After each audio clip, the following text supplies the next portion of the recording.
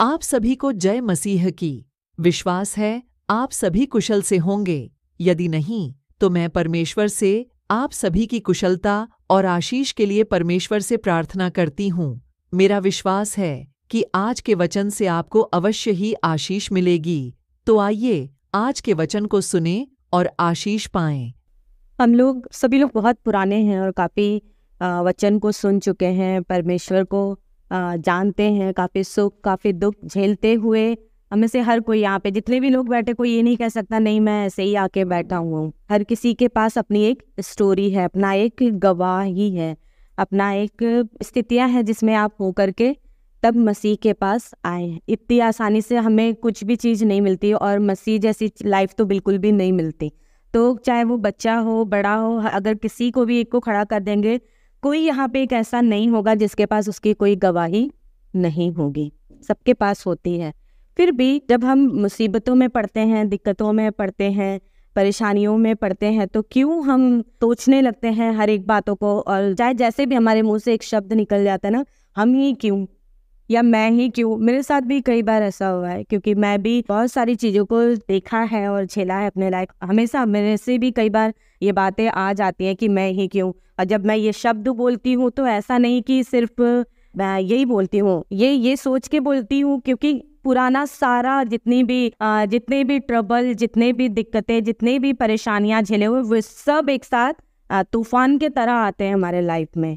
हम सब सोचने लगते हैं कि हमने ये झेला, बचपन से ये झेला, अब सोचा था अब तो अच्छी लाइफ जिएंगे, लेकिन अब ये आ गया। हम उन सारी दिक्कतों को याद कर लेते हैं, पर उन सारी दिक्कतों को झेलते हुए हम आज इस दिक्कत में कैसे आए हैं, हम इन चीज़ों को भूल जाते हैं। हम उन दिक्कतों को याद रखते हैं, पर उस समय क्या हमको मसीह सहायता नहीं किया जो हम वहाँ से निकल कर यहाँ पर आए हैं। अगर हम अपने बचपन से बात करें या जब से हम मसीह में आए हैं तब से बात करें, तो तब से अब तक हम इतना साल, 10 साल, 12 साल, 15 साल, 16 साल या बचपन से अब तक अगर यहाँ पर आए हैं, एक परिपक्व जीवन जी रहे हैं, एक मैच्योरिटी का लाइफ मसीह में जी रहे हैं, उसके बाद हम ये बात कह रहे हैं हम ही क्यों ना। तो कहीं ना कहीं हमने बहुत ट्रबल्स को देखे हुए हैं, बहुत सारी दिक्कतों को देखा हुआ है, तब आज परेशान होके कह पा रही है बात, प्रभु मैं ही क्यों। आइए हम कुछ वचन से देखेंगे कि क्यों होता है। हमें हमेशा उन पुरानी चीज़ों को ही नहीं याद रखना है, बिल्कुल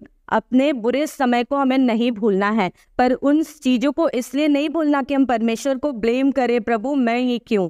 हमको उन चीज़ों को इसलिए याद रखना है, हे प्रभु तू मुझे इतनी दिक्कतों से निकाल कर यहाँ लेकर के आया है, जब तूने उससे हमें निकाला तो हमें इन चीज़ों से क्यों नहीं निकालेगा। हमारा एटीट्यूड ये होना चाहिए, ना कि ब्लेम करने वाला, हे प्रभु मैं ही क्यों।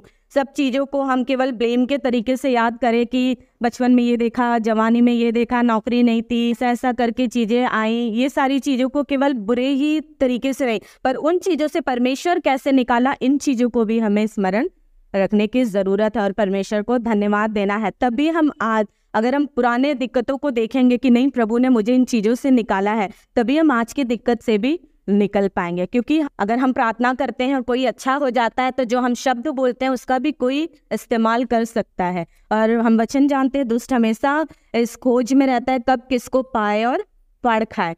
उसको वो जबरदस्ती हमारे जीवन में नहीं आता, पर उसको अवसर कई बार हम देते हैं।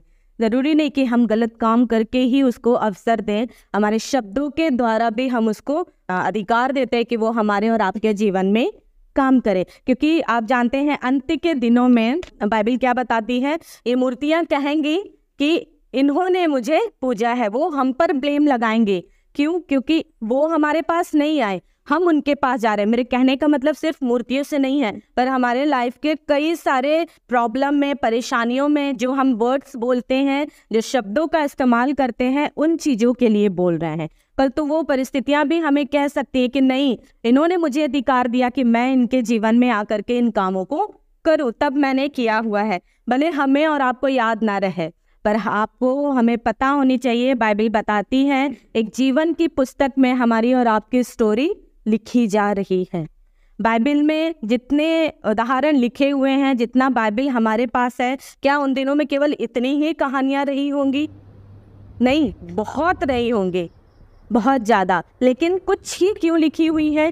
क्योंकि उन्होंने बहुत सारे लोगों ने ऐसे हैं जिन्होंने बहुत अच्छा लाइफ जिया है, बहुत अच्छे उदाहरण सेट किए हैं, परमेश्वर के लिए जिया, अभी हम आगे देखेंगे। और बहुत सारे ऐसे भी उदाहरण लिखे हुए हैं जो अपने लाइफ में फेल हुए हैं, जो वचन पे भरोसा नहीं रखे, स्थिर नहीं रह पाए। ये दोनों बातें बाइबल में क्यों लिखी गई?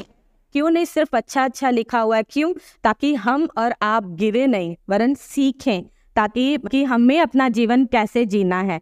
वचन बताती है कि चुन लो कि तुम अपना जीवन कैसे जीना चाहते हो, है ना। हमें अच्छे भागों को चुनना आना चाहिए हमारे जीवन में। इसलिए हम एक बार निकालेंगे पहला पत्रस 4:12। यहाँ वचन इस प्रकार कहता है, हे प्रियो, जो दुख रूपी अग्नि तुम्हारे परखने के लिए तुम में भड़की है, इससे यह समझकर अचंभा ना करो कि कोई अनोखी बात तुम पर बीती है। प्रभु का वचन क्या कह रहा है? ये क्यों यहाँ पे पत्रस पे लिखा हुआ? क्योंकि आप पुराने नियम में पढ़ेंगे, अभी हम बहुत सारे उदाहरण को लेंगे, उसमें से हम देखेंगे कि बहुत सारे लोगों ने ऐसे दुखों को झेला हुआ है। हम जो भी अपने जीवन में देखते हैं, कहीं ना कहीं हमारी गलती रहती है, या हम बिल्कुल परफेक्ट जीवन नहीं जी पाते हैं। इस वजह से कई बार हम दिक्कतों में पड़ जाते हैं। लेकिन हमारे सामने एक बहुत बड़ा उदाहरण है प्रभु यीशु मसीह, जिसने कोई भी गलती नहीं की, कोई भी पाप नहीं किया, उसके बावजूद उसने उतना दुख सहा है। और बाइबल हमें क्या कहता है? ढांढस बांधो। कोई भी दास अपने गुरु से बड़ा नहीं होता।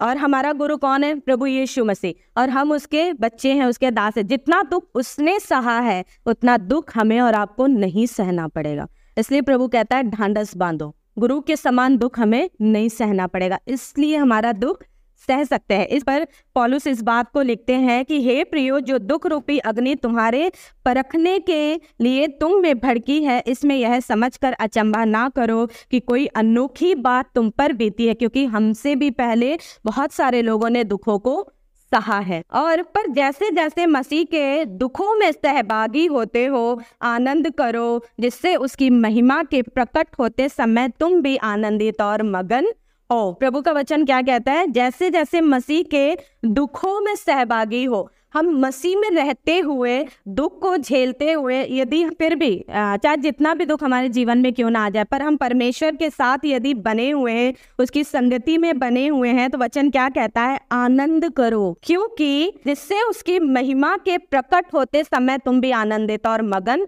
हो। क्यों? प्रभु का वचन क्यों कह रहा है आनंद करो अपने इस दिनों में? हम जानते बहुत मुश्किल है, आज मैं ये बात आपको सिखा रही हूँ, पर मेरे लिए भी ये बहुत कठिन है कि दुख में आनंद करना। लेकिन क्यों? क्योंकि परमेश्वर ये कह रहा है, जब प्रभु यीशु मसीह अपनी महिमा में आएगा, जो परमेश्वर के बिना इस पृथ्वी पर इतना दुख सह रहे हैं, उस दिन उसके साथ आनंद करेंगे। लेकिन ये कब होगा? जब हम अपने दुख में अपने परमेश्वर के साथ, मसीह के साथ सहभागी होंगे। तब नहीं होगा कि हम मसीह से अलग हो जाएं, हमारा दुख बहुत है, मसीह में भी हमें इतनी तकलीफ है, मसीह के बिना भी हमें इतनी तकलीफ है। आप लाइफ दोनों तरीके से जी सकते हैं, पर आनंद सिर्फ एक ही परिस्थिति में कर पाएंगे। कब? जब परमेश्वर के साथ सहभागी होंगे, तब जब वो आएगा। हमारा बहुत कठिन है इन बातों को मानना, पर हमारा जीवन ये बहुत थोड़ा है। हमें आज का दुख ही बहुत लगता है, हमें आज का जीवन, ये संसारिक जीवन ही हमारे लिए बहुत लगता है। लेकिन मसीह कहता है कि ये जीवन हमारा क्षण भर का है, 70 साल 80 साल, पर एक बहुत बड़ी जिंदगी हमारे लिए खुदा ने तैयार करके रखी है। अगर हमें उस जीवन में जाना है, उस आनंद में जाना है, तो मसीह के साथ हमें दुख में भी, सुख में भी सहभागी होना बहुत जरूरी है। सुख में तो हम सहभागी हो जाते हैं, पर जब दुख आता है ना, हम भेड़ बकरियों के ना तितर बितर और घबरा जाते हैं और परेशान हो जाते हैं। इसलिए नहीं कि दुख आया सोच सोच के कि अब हमारा क्या होगा, अब हमारे लाइफ में क्या होगा। लेकिन ऐसे समय में जब हमें कुछ भी नहीं समझ में आए, हमें सिर्फ परमेश्वर के पास रहना चाहिए, क्योंकि वही हमें संभाल सकता है और वही हमें समझा सकता है। इसलिए प्रभु का वचन कहता है, जैसे मसीह के दुखों में सहभागी होते हो, आनंद करो, जिससे उसकी महिमा के प्रकट होते समय तुम भी आनंदित और मगन हो। हम आज भले ही दुख को झेल रहे हैं, पर वो दिन हमारे लिए खुदा ने तैयार रखे जब हम भी आनंदित और मगन होंगे। और बहुत सारे लोग तो हम में ऐसे होंगे सचमुच जिनके विषय में प्रभु भी बहुत आनंदित और मगन होगा, और वो खुद आएगा उन लोगों को लेने के लिए, रिसीव करने के लिए। इसलिए प्रभु का धन्यवाद हो।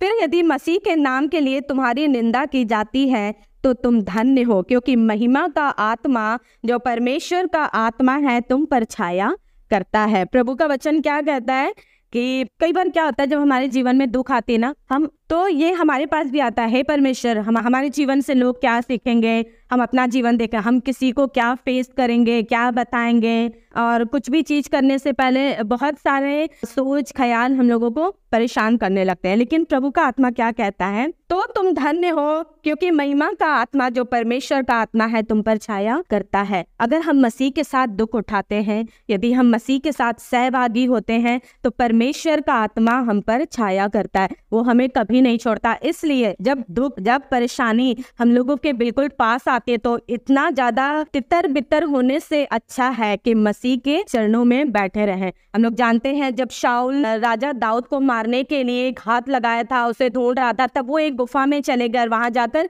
प्रार्थना करने लगे। और भजन संहिता 57 में वो लिखते हैं, हे परमेश्वर मुझ पर अनुग्रह कर, मुझ पर अनुग्रह कर, क्योंकि मैं तेरा शरणागत हूँ, और जब तक ये विपत्तियां निकल ना जाएं तब तक मैं तेरे पंखों में के तले शरण लिए रहूंगा। मैं परम प्रधान परमेश्वर को पुकारूंगा, परमेश्वर को जो मेरे लिए सब कुछ सिद्ध करता है। परमेश्वर स्वर्ग से भेजकर मुझे बचा लेगा जब मेरा निगलने वाला निंदा कर रहा। तो प्रभु हमें क्या बचाता है, वो स्वर्ग से हमारे लिए हेल्प देता है। पर कब? जब हम उसी के शरणागत रहेंगे, जब हम उसी का सहारा लेंगे, जब हम उसी के पास रहेंगे और अपने दुख में, अपने परेशानियों में परमेश्वर को ढूंढेंगे। आगे हम बढ़ेंगे। हम लोग अब्राहम के विषय में जानते हैं, अब्राहम को पहले बच्चा नहीं था, लेकिन फिर जब उसके पास उसको बच्चा आया तो आप पढ़ के देखिए। पहले मैं सोचती थी कि बच्चा बहुत छोटा होगा, करीब 7 साल 8 साल, पर जब मैंने बाइबल पढ़ा तो ऑलमोस्ट इसहाक की उम्र 25 से 30 साल के बीच में रही होगी। मेरे कैलकुलेशन से मुझे 27 साल मिला, पर मैं इसे करेक्ट नहीं कह सकती क्योंकि बाइबल में करेक्ट एज